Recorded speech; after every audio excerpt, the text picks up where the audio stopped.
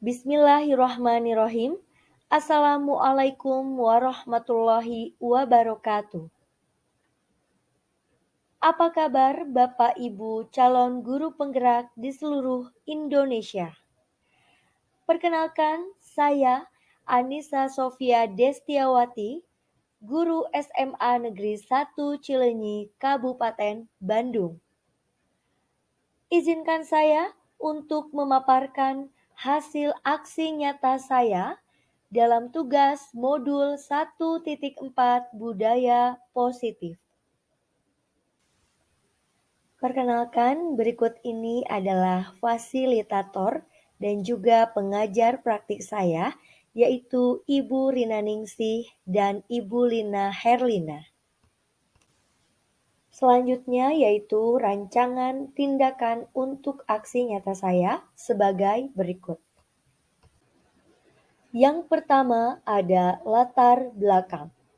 Murid tidak suka peraturan karena selama ini jika mereka melakukan pelanggaran, maka akan mendapatkan hukuman dan cenderung akan mempermalukan dirinya. Berikutnya adalah tujuan dari aksi nyata. Yang pertama, menciptakan murid yang merdeka dan disiplin diri yang kuat. Kemudian, menumbuhkan budaya positif di sekolah dengan meyakini nilai-nilai universal. Selanjutnya, tolak ukur. Yang pertama, terbentuknya keyakinan kelas melalui kegiatan kesepakatan kelas yang dilakukan wali kelas dan siswa. Yang kedua, siswa mampu menerapkan dan menjalankan keyakinan kelas yang telah dibuat. Selanjutnya, lini masa tindakan. Langkah-langkah tindakan yang akan dilakukan. Yang pertama, menghadap kepala sekolah untuk menjelaskan pentingnya penanaman budaya positif dan keyakinan kelas di sekolah, serta meminta izin untuk mendiseminasikan bersama rekan guru. Kedua, mengumpulkan rekan guru untuk melakukan diseminasi pemahaman materi budaya positif, yaitu keyakinan kelas dan segitiga restitusi. Ketiga, berkoordinasi dan berkolaborasi dengan wali kelas untuk membuat keyakinan kelas di kelas masing-masing. Dan yang keempat, memantau, merefleksi, dan mengevaluasi keyakinan kelas yang telah dibuat. Selanjutnya, dukungan yang dibutuhkan. Yang pertama, dukungan dari kepala sekolah, rekan guru, serta murid agar tindakan yang telah disusun dapat dilakukan secara lancar dan menyeluruh. Yang kedua, sarana dan prasarana untuk menumbuhkan budaya positif di sekolah. Dan yang terakhir, dukungan orang tua dalam melakukan budaya positif di rumah.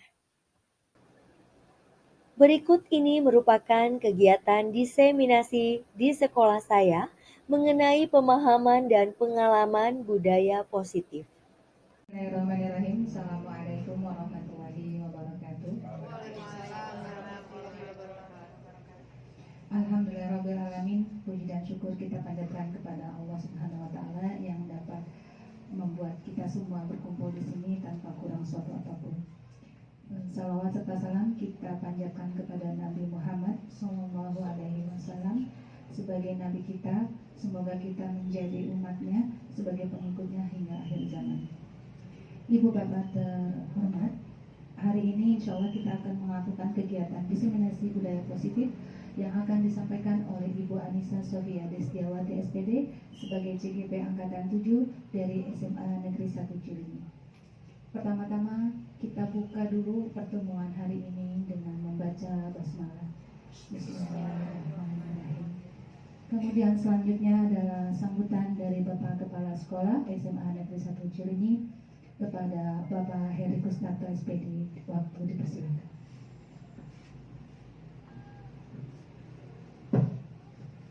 Terima kasih. Bismillahirrahmanirrahim. Assalamualaikum warahmatullahi wabarakatuh. Alhamdulillahirrahmanirrahim. Assalatu wassalamu ala asrofil anbiya wa mursalin Sayyidina Muhammadin wa ala alihi wa sahbihi ajmain. Asyhadu an la ilaha illallah wa asyhadu anna Muhammadan abduhu wa rasuluh. Amma ba'du. Pertama, marilah kita panjatkan puji syukur kehadirat Ilahi Rabbi yang memberikan kita kesempatan, kenikmatan dan juga hal yang paling kita tunggu-tunggu tentunya di kegiatan ini. Sholawat dan salam juga tidak lupa kita sama-sama sampaikan kepada junjungan Nabi kita Muhammad Shallallahu Alaihi Wasallam beserta sahabat-sahabatnya, tabiin-tabiinnya. Mudah-mudahan kita juga ada di dalamnya. Amin amin ya Allah ya Rabbal Alamin. Yang saya hormati Bapak Ibu Wakasek, yang saya hormati Bapak Ibu guru yang hadir di sini, serta Bu Anissa Sofia Destiawati SPD selaku CGP calon guru penggerak angkatan 7 di Kabupaten Bandung ini. Selamat melaksanakan tugas, yaitu melalui kegiatan desiminasi. Alhamdulillah SMA Negeri 1 Cileunyi sudah menyelenggarakan kegiatan ini untuk desiminasi ini ketiga kalinya. Ya tentunya kami memiliki harapan besar dengan aktivitas ini, apalagi kalau melihat judul ya budaya positif. Ya budaya positif yang memang harus kita kembangkan, harus kita laksanakan khususnya di lingkungan sekolah kita dalam rangka ya tentunya kita juga punya harapan besar bagaimana kita membina anak-anak kita baik itu akademis tapi juga karakternya. Nah di sini kami yang ingin tambahkan atau yang kami harapkan dari Bapak dan Ibu termasuk dari yang disampaikan oleh narasumbernya tentang bagaimana meningkatkan budaya positif di lingkungan sekolah kita ya. Pembiasaan khususnya ya, pembiasaan bagaimana siswa di sekolah ini itu harapan besar kami sehingga di kemudian ya di angkatan berikutnya, di tahun berikutnya dan seterusnya ada hal yang memang patut kita tiru, patut kita banggakan, bahkan seandainya sudah bisa dilaksanakan tentang budaya positif di lingkungan kita yang nanti akan disampaikan dengan lengkap tentunya apa saja yang harus kita cermati, apa saja yang harus kita laksanakan di sekolah kita tentang budaya positif, bagaimana menciptakan budaya positif. Nah itu saja mungkin gambaran umum tentang harapan kami ya, harapan tentunya keluarga besar SMA Negeri 1 Cileunyi dengan adanya calon guru penggerak di angkatan ke-7 ya, kami berharap tentunya akan bertambah dan seterusnya sehingga betul-betul sekolah ini bisa banyak dukungan dari baik dari Bapak Ibu guru tapi juga nanti dengan siswanya untuk menciptakan kondisi ini, menciptakan budaya positif ini. Itu saja mungkin yang bisa kami sampaikan. Sekali lagi terima kasih atas kehadirannya. Wassalamualaikum warahmatullahi wabarakatuh. Terima kasih kepada Pak Haji Heri Pusat SPD yang telah memberikan sambutannya. Ibu Bapak, kita masuki bagian utamanya yaitu materi diseminasi budaya positif. Kepada Ibu Anissa Sofia Destiawati SPD dipersilakan.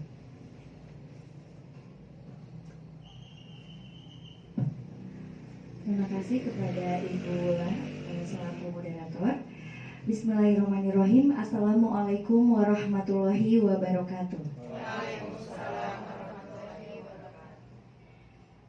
Alhamdulillahirabbil alamin wassalatu wassalamu ala israfil anbiya'i wal mursalin wa ala alihi washabihi ajmain amma ba'du. Yang terhormat Bapak Kepala SMA Negeri 1 Cileunyi, yang terhormat Bapak Ibu Wakasek SMA Negeri 1 Cileunyi, dan yang saya hormati dan banggakan Ibu Bapak Guru hebat SMA Negeri 1 Cileunyi. Pertama-tama marilah kita panjatkan puja dan puji syukur kehadirat Allah Subhanahu wa Ta'ala, karena dengan rahmat serta hidayahnya lah kita dapat berkumpul dalam kegiatan diseminasi budaya positif pada hari ini dengan keadaan sehat walafiat. Tak lupa salawat serta salam tercurah limpahkan kepada junjungan kita Nabi besar Muhammad Sallallahu Alaihi Wasallam, kepada keluarganya, kepada para sahabatnya, juga kepada kita selaku umatnya hingga akhir zaman. Amin amin ya Allah ya Robbal Alamin. Ibu Bapak, mohon izin saya Anissa Sofia Destiawati selaku calon guru penggerak angkatan 7 berdiri di sini untuk memaparkan pemahaman saya mengenai budaya positif yang saya sudah pelajari di modul 1.4, yaitu modul budaya positif, dan kegiatan diseminasi ini merupakan kegiatan atau tugas akhir dari modul 1.4. Maka dari itu mohon izin Ibu Bapak, bukan untuk saya menggurui, tetapi diharapkan adanya diskusi mengenai budaya positif tersebut. Baik Ibu Bapak, langsung saja kita lihat di slide pertama ada apa saja. Nah, sebelumnya saya ingin mengucapkan dulu selamat datang para guru hebat. Mari belajar bersama, berkolaborasi, saling mendukung demi mewujudkan disiplin positif di sekolah kita tercinta.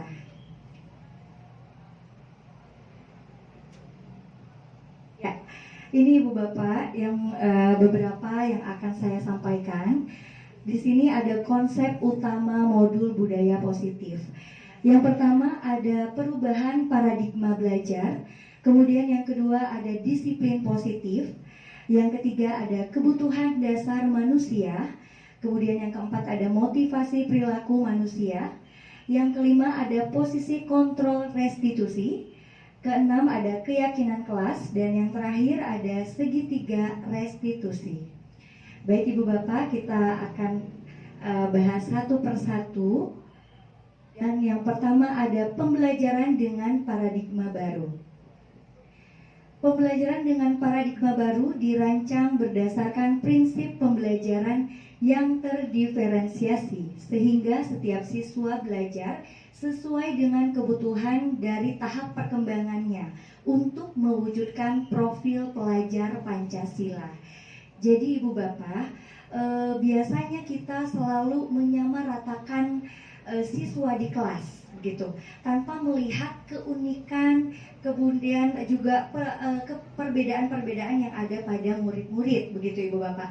Jadi dengan adanya pembelajaran dengan paradigma baru, kita harus sebagai pendidik kita harus melihat keunikan juga minat bakat siswa yang perbedaannya itu. Jadi diharapkan terdiferensiasi demi mewujudkan profil pelajar Pancasila. Ada apa saja Ibu Bapak? 6 dimensi pelajar Pancasila. 1, ya betul. Yang pertama ada bertakwa, beriman, dan berakhlak mulia. Kemudian yang kedua juga ada berkebinekaan global. Yang ketiga ada bergotong royong. Yang keempat ada kreatif. Yang kelima ada mandiri. Dan yang keenam ada bernalar kritis. Nah, kemudian di sini ada disiplin positif. Sebetulnya kalau kita mendengar kata disiplin itu kita seperti tidak nyaman gitu ya Ibu Bapak. Nah, di sini dalam budaya kita makna kata disiplin dimaknai menjadi sesuatu yang dilakukan seseorang pada orang lain untuk mendapatkan kepatuhan. Kita cenderung menghubungkan kata disiplin dengan ketidaknyamanan. Sama halnya seperti di sekolah misalnya Ibu Bapak, kita pasti tentunya memiliki tata tertib sekolah ya. Tetapi dalam tata tertib masih saja ada siswa yang melanggar tata tertib tersebut. Jadi sehingga kata disiplin itu seperti tidak nyaman ada pada diri siswa-siswi kita begitu. Nah, bagaimana sih kita sebagai pendidik ya? Sebagai pendidik tujuan kita adalah menciptakan anak-anak yang memiliki disiplin diri sehingga mereka bisa berperilaku dengan mengacu pada nilai-nilai kebajikan universal dan memiliki motivasi intrinsik bukan ekstrinsik. Nah Ibu Bapak, jadi intrinsik itu dalam diri mereka sendiri bukan dari orang lain begitu. Nah, jadi disiplin positif itu merupakan salah satu cara penerapan disiplin yang bertujuan untuk menumbuhkan kesadaran serta memberdayakan anak untuk melakukan sesuatu tanpa adanya sogokan, ancaman, maupun hukuman. Jadi mereka bergerak sendiri melakukan hal sesuatu tanpa aku takut ada hukuman ini nih, aku harus melakukannya. Tidak, tapi dia menyadari, oh ya, saya harus beratribut lengkap jika saya mau upacara bendera, begitu. Jadi ada kesadaran dirinya sendiri. Nah, selanjutnya sebetulnya ada kebutuhan dasar manusia apa saja sih yang melatar belakangi siswa atau kita sebagai manusia melakukan hal-hal tertentu. Yang pertama ada bertahan hidup, kemudian ada kasih sayang dan rasa diterima, kemudian ada penguasaan, ada juga kebebasan, dan yang terakhir ada kesenangan. Bertahan hidup, tentunya kita sebagai manusia tentunya perlu makan, perlu minum ya Ibu Bapak untuk bertahan hidup, begitu. Kemudian kasih sayang dan rasa diterima, misalnya di kelas kita suka menemukan anak yang caper, Ibu Bapak ya, cari perhatian ya. Kita tidak tahu bahwa dia mungkin di rumahnya tidak dapat perhatian dari orang tuanya, sehingga dia datang ke sekolah seolah-olah dia mencari perhatian kita dengan misalnya mengganggu temannya supaya guru menegur dia. Kenapa nak? Kenapa, ada apa? Gitu. Jadi seolah-olah dia ingin diperhatikan. Dan juga rasa diterima. Saya di rumah tidak merasa keberadaan saya tidak ada di rumah, begitu. Tapi ketika di sekolah saya ingin dong rasanya rasa diterima oleh guru, oleh teman-teman. Nah, begitu contohnya Ibu Bapak. Kemudian penguasaan. Ada juga siswa yang memang berkuasa di kelas, padahal di luar sekolah mana bisa dia seperti itu, gitu ya. Itu juga kita sering temukan. Kebebasan dan kesenangan hampir sama Ibu Bapak. Jadi bagaimana mereka mendapatkan pembelajaran yang menyenangkan pada saat pembelajaran berlangsung, begitu Ibu Bapak. Nah, selanjutnya ada motivasi perilaku manusia. Motivasi merupakan dorongan yang timbul pada diri seseorang secara sadar atau tidak sadar untuk melakukan suatu tindakan dengan tujuan tertentu. Betul ya, motivasi adalah dorongan, gitu ya. Nah, di sini ada motivasi menghindari ketidaknyamanan dan hukuman. Misalnya, murid melakukan disiplin diri karena ia takut dihukum. Nah, ini merupakan motivasi ekstrinsik karena di sini ada dia takut dihukum ya Ibu Bapak. Jadi melakukan hal sesuatu karena dia takut dihukum, begitu. Kemudian yang kedua ada motivasi mendapatkan imbalan atau penghargaan dari orang lain. Misalnya, murid melakukan disiplin diri karena ia ingin mendapat imbalan. Ini juga merupakan motivasi ekstrinsik karena dia misalnya mengerjakan tugas karena ingin mendapat imbalan dari ibu bapak guru, gitu. Kemudian yang ketiga, ada motivasi menghargai nilai-nilai kebajikan diri sendiri. Nah, yang kita harapkan motivasi anak itu adalah yang ketiga ibu bapak, menghargai nilai-nilai kebajikan diri sendiri, yaitu murid melakukan disiplin diri karena sadar akan nilai kebajikan dirinya. Nah, ini merupakan motivasi intrinsik karena dari dalam diri sendiri. Begitu Ibu Bapak. Nah, selanjutnya di sini ada konsep disiplin dengan identitas gagal. Nah, ada hukuman juga penghargaan. Hukuman itu sifatnya menyakitkan, kemudian tidak nyaman. Murid menjadi takut, terkesan memaksa. Kemudian bahkan bisa saja murid menyembunyikan kesalahan. Seperti yang halnya kemarin Ibu Bapak, ada di kelas 12 yang sekarang permainannya sedang viral, yaitu lato-lato ya. Di mana siswa tersebut itu membawa lato-lato ke sekolah, ke dalam kelas, dan memainkannya pada saat jam pembelajaran. Pada saat mungkin gurunya sedang ke air atau bagaimana, kelas kosong, jadi anak-anak memain lato-lato. Sedangkan ibu bapak guru yang di sebelahnya kan mendengar, dan ya pasti kan ibu bapak dengan inisiatif langsung menghampiri. Kenapa? Coba ibu tanyakan ada apa, bermain apa. Mereka malah menyembunyikannya, begitu. Karena mereka merasa takut akan ada hukuman, begitu ibu bapak. Nah, bisa juga menjadikan murid menjadi rendah diri. Nah, sekarang kita lihat di sebelah sana ada penghargaan. Kalau dulu kita selalu ingin memberikan satu penghargaan kepada siswa yang memang baik dalam pembelajaran, aktif dalam pembelajaran, tapi ternyata penghargaan juga bersifat tidak efektif, Ibu Bapak, ya. Karena yang pertama, merusak hubungan atau sifat iri. Misalnya, iya kenapa sih dia lagi yang mendapat penghargaan gitu ya, pasti yang pintar lagi terus yang selalu mendapat bintang ya gitu. Jadi si temannya pasti merasakan iri. Kemudian mematikan kreativitas. Aku udah segini aja udah dapat penghargaan nih dari ibu, jadi aku mau gini aja deh. Nah, tanpa dia menggali potensi lebih baik lagi ke depannya, begitu.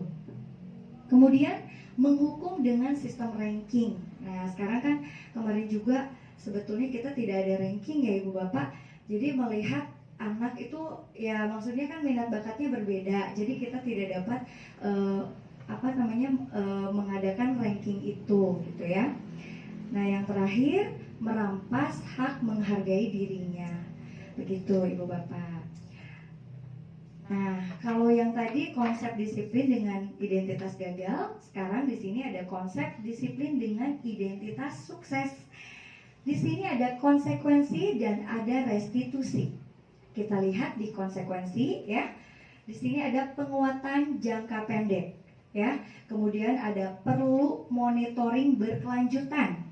Kemudian ada stimulus dan respon. Kemudian di sini murid menghormati peraturan. Dan yang terakhir, kehilangan waktu untuk merenungi kesalahan. Jadi kalau kita menerapkan konsekuensi, ya udah dia kalau misalnya udah mengerjakan konsekuensi itu, ya udah hilang, tidak sampai merenungi kesalahan. Jadi tidak memikirkan oh iya kesalahan saya ini dan ini, saya akan lebih baik lagi gitu. Tidak ada seperti itu. Tapi kalau kita menerapkan restitusi, yang pertama itu murid bertanggung jawab atas perilakunya. Jadi dia akan menemukan solusinya sendiri, Ibu Bapak, kalau di restitusi. Padahal jadi dia yang melakukan kesalahan, dia juga yang akan memunculkan solusinya sendiri. Nah, kemudian fokus pada pemecahan masalah jangka panjang. Nah, sekarang kamu maunya gimana nih? Kedepannya kamu akan seperti apa? Gitu ya. Kemudian murid menghormati dirinya dan orang lain. Dengan adanya restitusi, siswa akan berpikir kembali, oh iya ya, tadi saya sudah melakukan hal itu, saya sudah merugikan teman dengan mengganggu pada saat pembelajaran gitu ya. Nah, saya kedepannya tidak akan lagi seperti itu, saya akan menghormati dan menghargai teman juga guru, begitu. Kemudian teori kontrol, ya dirinya memegang kontrol, betul seperti yang tadi dibahas ya. Jadi dia lebih menyadarkan diri sendiri begitu. Kemudian yang terakhir, murid bersemangat memperbaiki kesalahan. Jadi tidak akan terulang lagi kesalahan itu. Insya Allah kalau kita menerapkan restitusi. Ya, selanjutnya ada konsep disiplin, pendekatan restitusi. Ya, ini adalah sebuah cara menanamkan disiplin positif pada murid. Pengertian restitusi itu apa sih, Ibu Bapak? Nah, di sini yang dikatakan Gosen pada tahun 2004, restitusi adalah proses menciptakan kondisi bagi murid untuk memperbaiki kesalahan mereka, sehingga mereka bisa kembali pada kelompok mereka dengan karakter yang lebih kuat. Jadi di sini kita tidak akan membunuh karakter siswa, Ibu Bapak. Kalau mereka salah, biasanya kan kita suka bilang, kamu sih gini-gini, malah menyindir, malah mematikan karakter mereka. Tapi dengan restitusi itu tidak akan terjadi. Nah, di sini ada ciri-ciri restitusinya. Yang pertama, bukan menebus kesalahan, namun belajar dari kesalahan. Ya, biasanya kan kalau kita menerapkan hukuman, mereka menebus kesalahan mereka. Tapi kalau dengan restitusi, mereka akan belajar dengan kesalahan mereka, begitu. Kemudian memperbaiki hubungan. Misalnya ada siswa yang tidak pernah mengerjakan tugas tepat waktu, pengerjaan mata pelajaran misalnya Bu Anis gitu ya. Nah kan dia menjadi hubungannya menjadi kurang dengan Bu Anis karena takut dan lain sebagainya. Tapi kalau dengan restitusi itu tidak akan takut lagi, malah dia mungkin akan meminta maaf kepada Bu Anis, juga akan lebih tepat lagi untuk mengerjakan tugas. Di sini juga ada tawaran bukan paksaan. Kalau hukuman udah pasti ya, dia dipaksa untuk melakukan hukuman itu. Tapi kalau di restitusi tidak, tawaran, kamu maunya gimana? Nanti jangka panjangnya gimana gitu. Jadi kita menawarkan. Selanjutnya menuntun untuk melihat ke dalam diri. Ya betul yang tadi ya sudah dibahas juga. Jadi dia mengaca diri gitu ya. Bagaimana perilaku yang seharusnya dilakukan. Kemudian mencari kebutuhan dasar yang mendasari tindakan. Seperti tadi, ini teh faktornya apa sih yang melatar belakangi dia teh cari perhatian di kelas gitu ya. Oh ternyata faktor kebutuhan dasarnya adalah yang tadi, rasa diterima gitu ya. Kemudian fokus pada karakter bukan tindakan. Kemudian selanjutnya ada menguatkan dan fokus pada solusi gitu. Jadi di sini siswa akan mengambil solusinya sendiri seperti apa.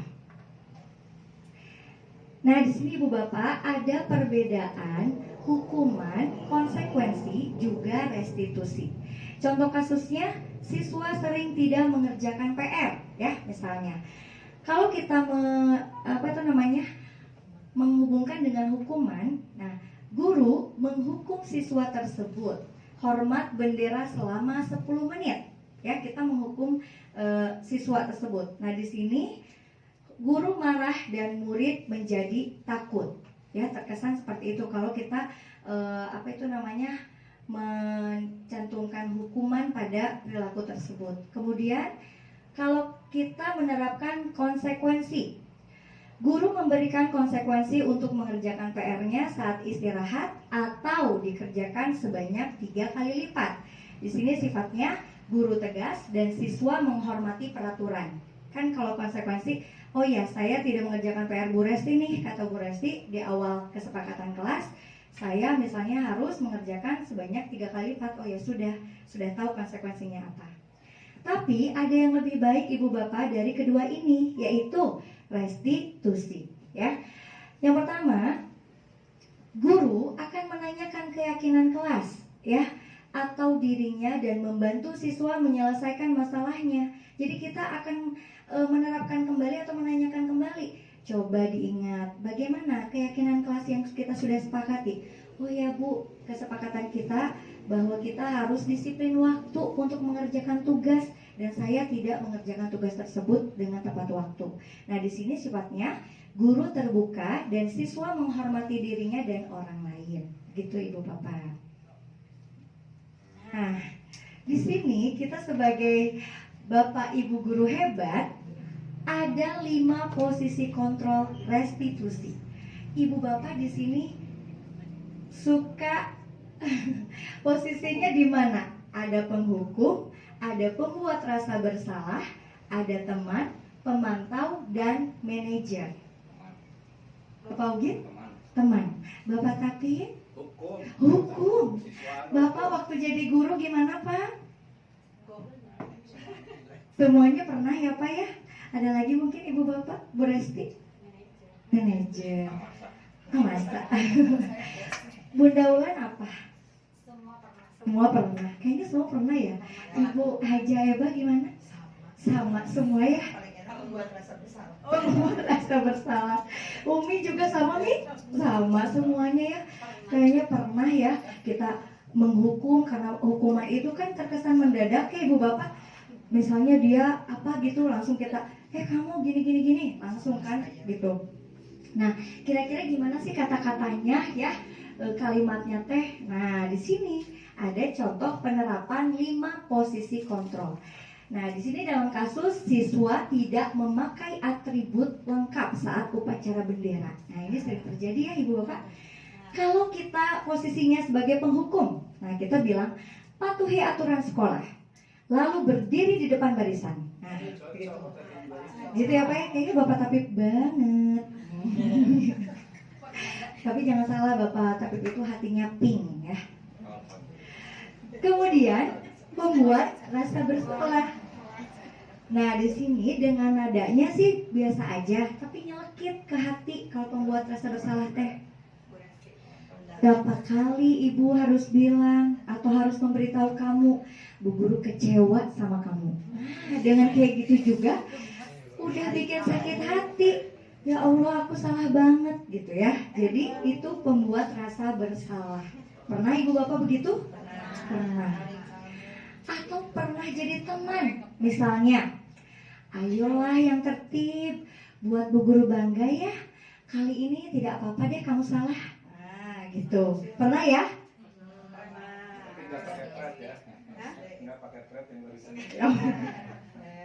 Yuk, jangan dong Pak.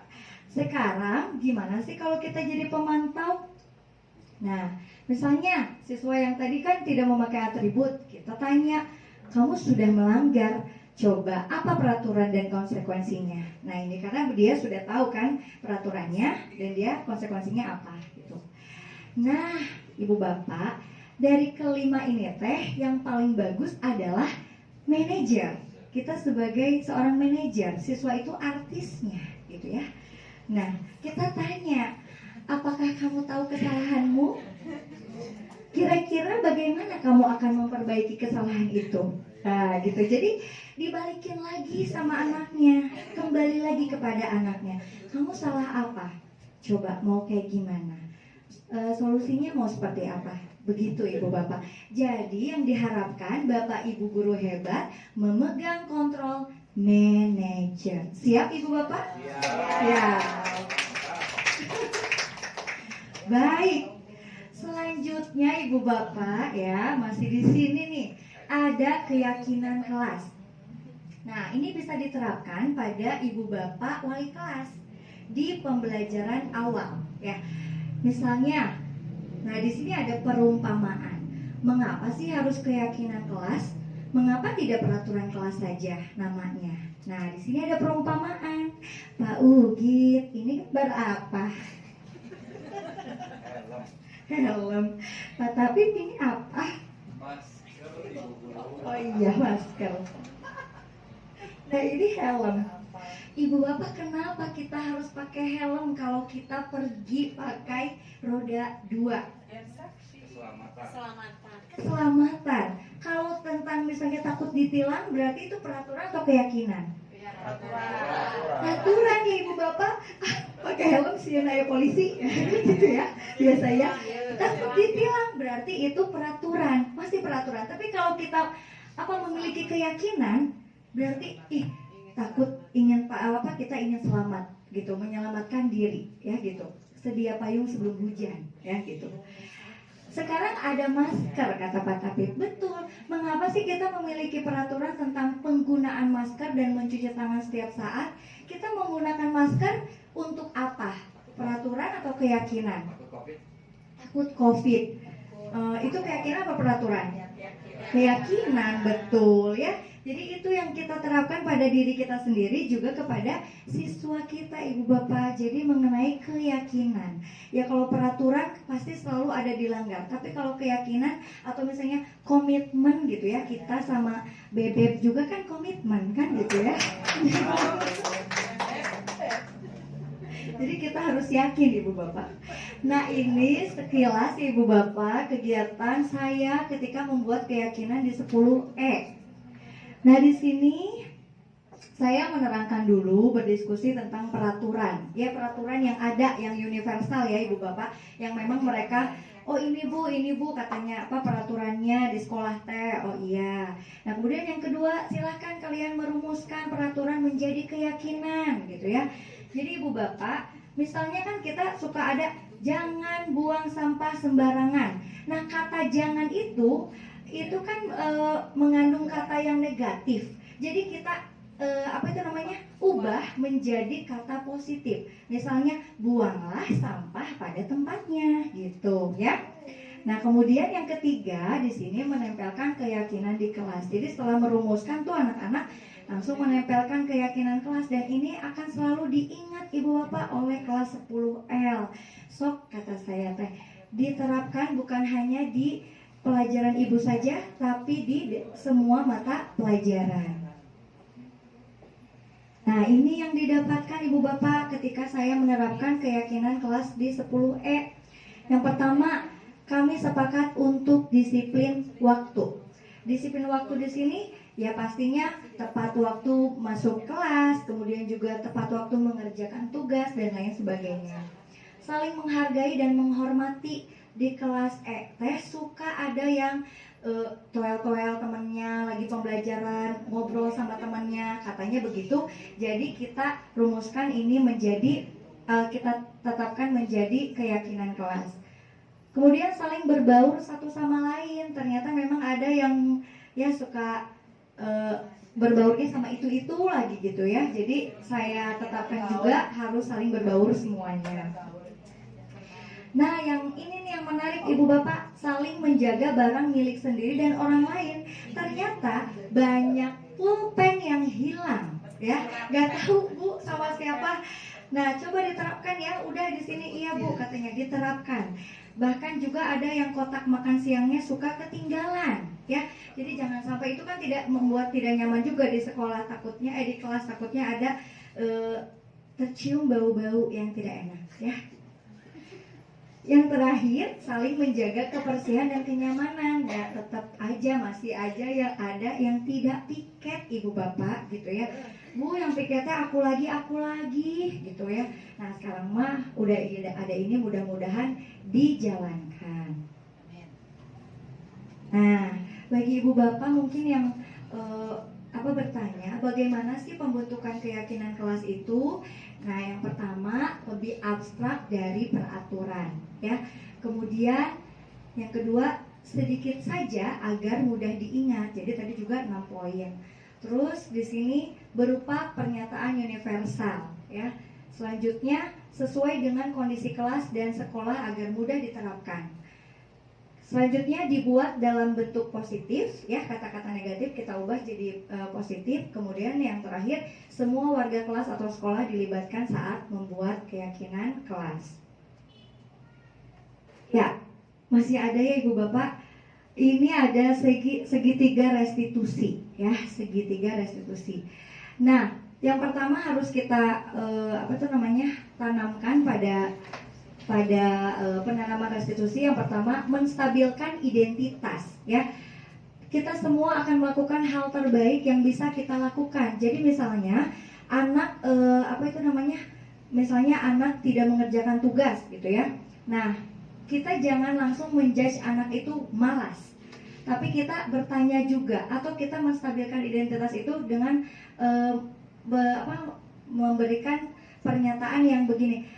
Tenang nak, bukan hanya kamu saja yang pernah melakukan hal ini, tetapi yang lain juga pernah. Jadi dia tidak mematikan karakter ya Ibu Bapak, jadi karakternya akan lebih kuat begitu.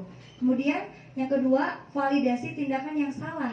Semua perilaku memiliki alasan, jadi kita harus tanya alasan kamu kenapa tidak mengerjakan tugas. Misalnya, Bu maaf karena begadang waktu malam main game atau gimana ya, banyak alasan anak.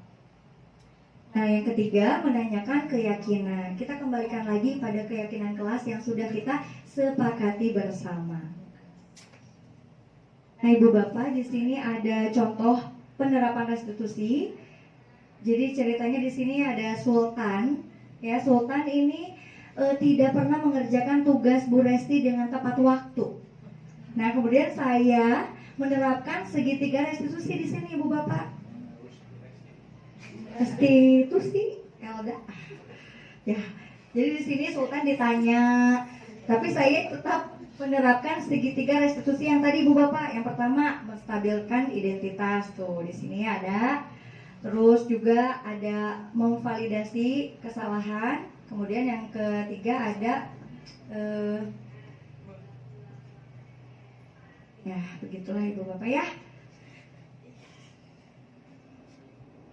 Selanjutnya ada lagi, ini juga sama. Sebentar agak loading ya Ibu Bapak.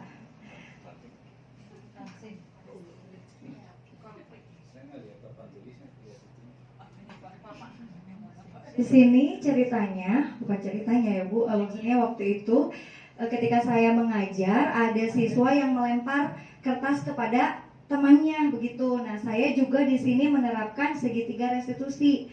Bertanya, mengapa kamu melakukan hal itu? Katanya iseng bu, katanya gitu. Lalu saya menanyakan lagi keyakinan kelasnya. Apa keyakinan kelas kita? Saling menghargai dan menghormati begitu. Jadi alhamdulillah sudah diterapkan restitusi di kelas saya ini. Ya, jadi Ibu Bapak, dalam penerapan program disiplin positif, hendaknya guru memiliki standar kepribadian, profesional dan sosial yang baik, di mana guru mampu berefleksi pada posisi kontrolnya saat ini. Bagaimana perjalanan dirinya sebagai seorang among atau posisi manajer yang menuntun murid-murid menjadi insan yang mandiri, merdeka, dan bertanggung jawab. Semoga sesi belajar kita hari ini membawa manfaat sehingga dapat mewujudkan pelajar berprofil Pancasila. Salam merdeka belajar. Terima kasih, Guru Bergerak Indonesia Maju. Wassalamualaikum warahmatullahi wabarakatuh.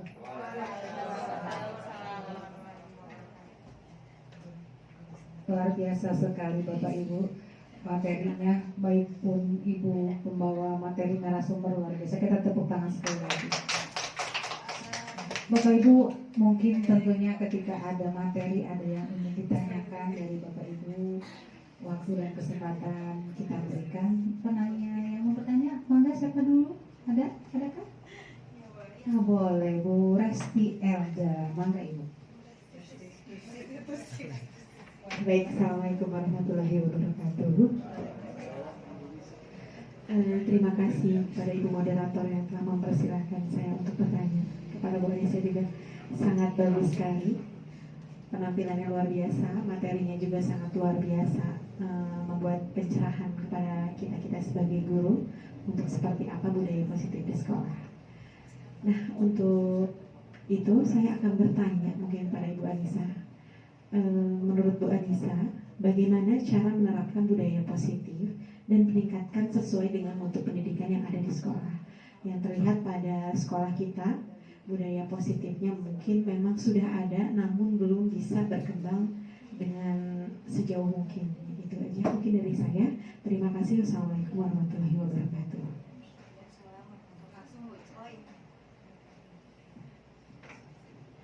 Ya, terima kasih Bu Resti atas pertanyaannya.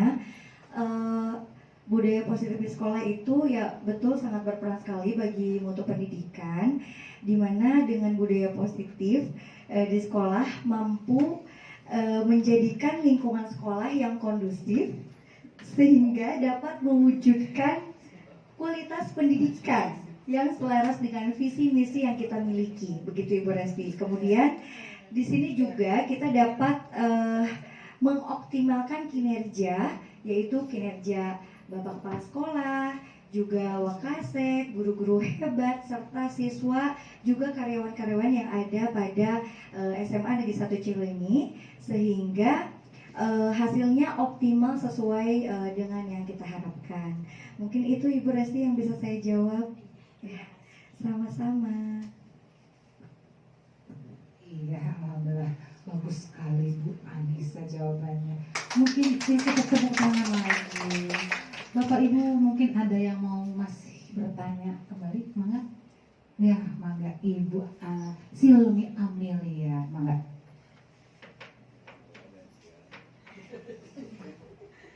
Terima kasih kepada Ibu Moderator sudah silakan saya. Ya, tadi kan saya bertanya, tadi kan ternyata budaya positif memang berperan untuk meningkatkan mutu sekolah. Lalu hal apa saja sih yang harus dilakukan untuk membangun budaya positif yang ada? Sedangkan kan ternyata kita tadi pernah melakukan hal yang tadi ya menghukum konsekuensi gitu. Belum ke arah manajer. Lalu langkah apa saja gitu supaya budaya positif di kita itu semakin berkembang gitu ya. Terima kasih.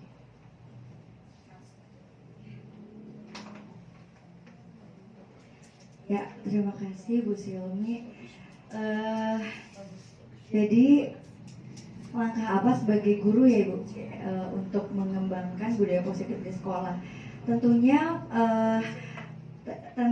kita harus menyediakan lingkungan yang positif ya, kemudian nyaman, kemudian juga aman, nyaman agar murid-murid dapat belajar dengan menyenangkan begitu ya kalau dalam budaya positif gitu.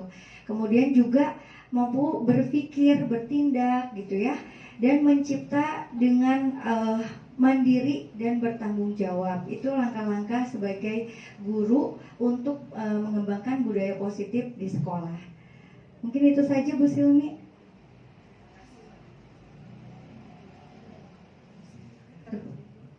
Terjawab ya Bu Silmi ya, dengan jelas. Terima kasih Bu Anissa. Ada lagi mungkin Bapak Ibu? Ada? Mungkin atau bukan pertanyaan, mau memberikan tanggapan? Bapak mau memberikan? Oh cukup. Pak Ugit, oh mangga Bapak Ugit silakan. Terima kasih saudara moderator. Assalamualaikum warahmatullahi wabarakatuh. Ya, sangat menarik ya bagi saya mendengar atau melihat pemaparan Ibu Ica ya sebagai CGP angkatan ke-7 ya. Jujur Bapak Kapsek ya, rekan-rekan sekalian, saya walaupun sudah setua ini ya, sudah senior ini ya, bukan senior, belum lama, saya baru 31 tahun ya mengajar. Ada ketertarikan ya, sekaligus ingin memberi masukan. Satu, punten Ibu Ica yang saya banggakan bukan tentang pembelajaran terdiferensiasi. Nah, itu ya, terdiferensiasi. Ya, sudah senior Bu ini jadi agak senior. Terdiferensiasi. Ini masukannya ini ya. Nah, ya Bu Haji ya. Terdiferensiasi itu adalah, itu kan berarti kan prinsip pembelajaran ya, dimana di situ nanti akan berdampak bahwa adanya perkembangan untuk mewujudkan profil di situ ya. Berarti ini kan sebuah muara atau induknya permasalahan. Jadi kita harus paham apa yang disebut dengan diferensiasi gitu ya. Nah, saya sebagai guru fisika yang mengenal teori matematik tentang diferensial, itu ada kesan sebuah perbedaan untuk menyatukan nantinya. Kalau menyatukan integral ya, kalau dipisah-pisahkan diferensial. Itu ya. Nah, saya teringat, jangan sampai begini teori asal teori, begitu dekeras itu apa naon diferensiasi itu. Baik, saya ingin masukkan. Ingat, kompetensi guru ada 3. Kompetensi pedagogi, profesional, sosial. Untuk yang pedagogi, yang pertama apa? Guru harus mengenal peserta didik. Bu, sekaligus pertanyaan juga, mohon Bu Ica yang sangat muda ini, apakah pada saat mengenal peserta didik kita akan tahu perbedaan? Bagaimana langkahnya mengenal peserta didik awal? Demikian, terima kasih. Assalamualaikum warahmatullahi wabarakatuh. Mangga Bu Anissa. Ya, terima kasih Pak Ugit atas masukan dan pertanyaannya.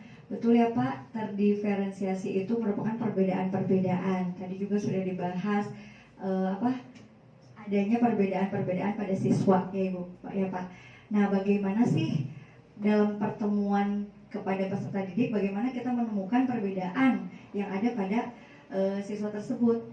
Nah, kita tahu adanya asesmen diagnostik. Nah, di situ kita akan melihat bagaimana menemukan bagaimana perbedaan yang ada pada siswa, minat bakat siswa di situ kita dapat menemukannya. Juga ya mungkin kita bisa lihat dari pertemuan pembelajaran bagaimana mereka gaya belajar dia kepada kita gitu ya pada saat pembelajaran berlangsung. Mungkin itu ya Pak ya jawabannya dari saya. Sama-sama Pak. Pak Ugit, mungkin untuk masalah pembelajaran terdiferensiasi akan ada di modul selanjutnya ya Pak ya, akan lebih jelas lagi. Oke, ada masalah. Bapak Ibu ada kiranya sudah cukup atau boleh itu tempatnya akan ada tambahan dari Pak Bapak Taufik, dipersilakan. Bismillahirrahmanirrahim. Assalamualaikum warahmatullahi wabarakatuh. Ini luar biasa materinya. Saya juga ikutin Pak Ugit minta dibuka tentang hukuman sampai dengan apa tadi itu? Manajerial. Memanage. Oke, nah ini satu lagi. Nah, Bapak Ibu kalau melihat kajian teorinya sepertinya ini dipahami oleh Rocky Gerung sendiri. Bahasa Rocky Gerung tinggi sekali gitu. Kita itu agak susah gitu. Hukuman, membuat rasa bersalah teman, pemantau, dan manajer. Dan saya mah kalau ke siswanya pilih menghukum gitu. Makanya tadi tanyakan, ini gimana sih sebenarnya apa yang sudah saya lakukan? Menghukum atau membuat rasa bersalah teman, atau memantau, atau manajer. Ini agak susah Bapak Ibu. Begini kalau saya ibaratkan, kita makan pakai telur asin, pakai ikan asin, ada sayur, ada yang lainnya, nasi ya, ada nasi. Sebenarnya enaknya itu pakai yang mana gitu? Kombinasi ya. Nah barangkali kalau saya lebih cenderung memilih semuanya ini. Itu ada saat tertentu yang itu yang pertama yang kedua. Orang yang sakit, Ugit kalau sakit kemana? Ke dokter atau hanya beli obat di warung? Tergantung ya. Nah, kalau perlu sedikit kan cuma tinggal ke warung. Beli obat yang biasa aja. Kemudian tidak mempan. Langkah kita ke dokter. Nggak mampu ke dokter, lari ke rumah sakit. Artinya apa? Ini perlu dosis. Di mana dosis yang diperlukan? Itu kalau saya. Kalau kajian teorinya luar biasa. Tapi ketika praktek, karena saya di kesiswaan agak hafal. Terkadang gitu ya. Satu contoh ada kasus yang kemarin, ada sedikit perkelahian. Satu anak itu saya izinkan dengan surat perjanjian. Satu anak saya belum mengizinkan dengan perjanjian itu. Artinya tidak diterima surat izinnya. Sampai orang tuanya datang. Ini kenapa? Kok ditolak saja? Saya bilang, Bapak boleh saya ikut mendidik anak Bapak? Iya Pak, tapi kenapa seperti ini? Loh ini cara saya bilang. Cara saya, satu sisi anak ternyata belum mampu membuat surat perjanjian. Saya arahkan. Coba lihat kamu di sini nih. Ada di internet, ini contohnya. Datang lagi, masih salah. Saya tolak lagi. Kemudian satu lagi, datang lagi, masih salah. Satu, secara bahasanya kurang tepat. Yang kedua juga, coba Bapak Ibu perhatikan kemampuan anak dalam menulis sekarang ini. Itu sangat rendah sekali. Maka saya tolak lagi. Akhirnya apa? Nah, kan jalan terakhir rumus saya. Oke, kita buka internet. Nih contoh surat pernyataan. Saya perlihatkan. Silakan kamu kalau perlu menciplak atau meniru. Makanya saya sampaikan ke orang tuanya, boleh nggak saya mengikut mendidik anak Bapak dengan cara saya? Nah ini pun barangkali sama. Kalau permasalahan ini kita tidak bisa menyamakan persepsi dengan situasi dan kondisi yang ada. Artinya kalau saya ramuan dari semuanya atau kolaborasi dari semuanya. Saat tertentu bisa jadi teman, saat tertentu bisa jadi pemantau atau manajer, saat tertentu bisa menjadi penghukum. Kira-kira seperti itu. Jadi hanya saran saja, mudah-mudahan Bu Ica sebagai calon guru penggerak itu sukses. Ini kajian teori yang sangat luar biasa jika bisa dipraktikkan. Terima kasih. Assalamualaikum warahmatullahi wabarakatuh.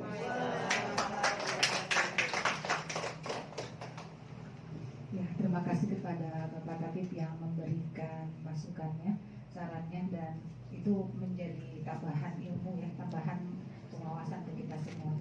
Kepada Bu Ica mungkin ingin memberikan sambutan terakhir lah, apa kata penutup closingnya, mangga dipersilakan.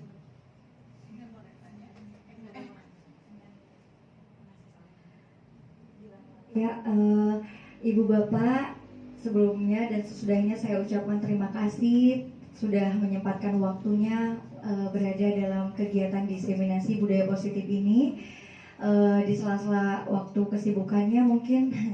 Terima kasih sekali. Dan kesimpulannya pada budaya positif di sini kita diharapkan mampu mendisiplinkan ya, baik dalam diri kita sendiri maupun kepada siswa sebagai kita pendidik, ibu bapak guru hebat ya, yang ingin mewujudkan profil pelajar Pancasila, di mana implementasi kurikulum merdeka sekarang sudah terselenggara. Bagaimana kita menerapkan itu semua kepada siswa-siswi kita agar menjadi siswa-siswi yang berprofil Pancasila. Untuk itu saya ucapkan terima kasih. Terima kasih juga kepada Bapak Kepala Sekolah yang telah menyempatkan waktunya, yang telah memberikan sambutan dan mendengarkan ya Pak ya hasil dari pemaparan saya, juga apa-apa yang sudah saya dapatkan ilmunya dari pendidikan calon guru penggerak ini. Mudah-mudahan kita dapat mewujudkan itu semua.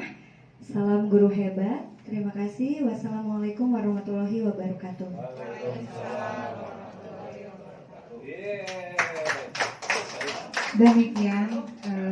Demikian tadi ada kata penutup dari Ibu Anissa Sofia Destiawati SPD. Mudah-mudahan ilmunya dapat kita terapkan, dapat menambah wawasan kita, dan anak didik kita semua insya Allah akan sesuai dengan apa tujuan pendidikan yang sudah kita sama-sama niatkan dalam hati ya, menjadi manusia yang seutuhnya tentunya. Ibu bapak, kita tutup saja acara hari ini dengan membaca hamdalah bersama-sama. Terima kasih atas kesempatannya. Semoga Bapak Ibu semua senantiasa dalam kondisi yang sehat walafiat. Assalamualaikum warahmatullahi wabarakatuh.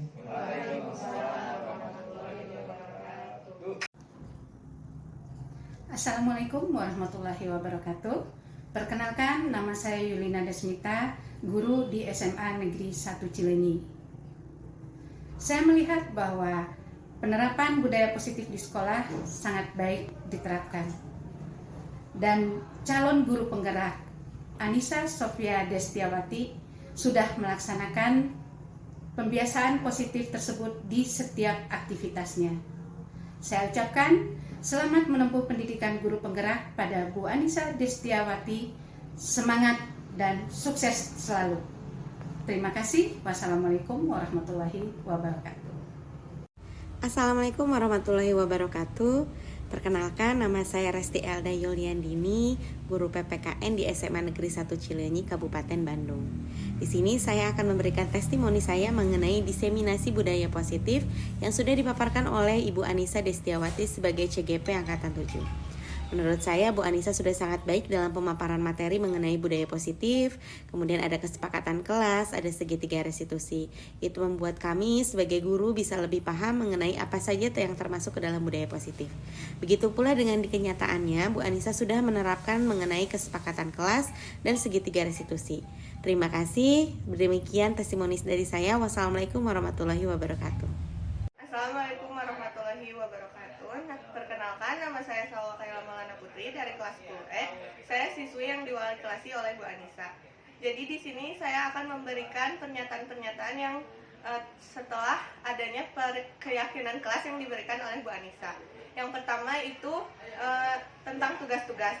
Sebelum adanya keyakinan kelas, teman-teman saya mengerjakan tugasnya tidak tepat waktu, kadang juga tidak mengerjakan. Tetapi setelah adanya keyakinan kelas, teman-teman saya mengerjakannya tepat waktu dan selalu mengerjakannya. Yang kedua, berbaur. Jadi teman-teman saya itu sebelum adanya keyakinan kelas tidak berbaur, berteman dengan itu saja. Tetapi setelah adanya keyakinan kelas, teman-teman saya berbaur satu sama lain. Dan yang terakhir, ada saling menghormati dan saling menghargai. Sebelum adanya keyakinan kelas, teman-teman saya itu ribut ketika ada yang berbicara di depan, baik itu guru ataupun teman. Tetapi setelah adanya keyakinan kelas, semuanya menjadi kondusif, memperhatikan guru ataupun temannya yang ada di depan. Sekian dari saya tentang pernyataan-pernyataan keyakinan kelas. Untuk Bu Ica, selalu semangat dalam guru penggerak. Terima kasih.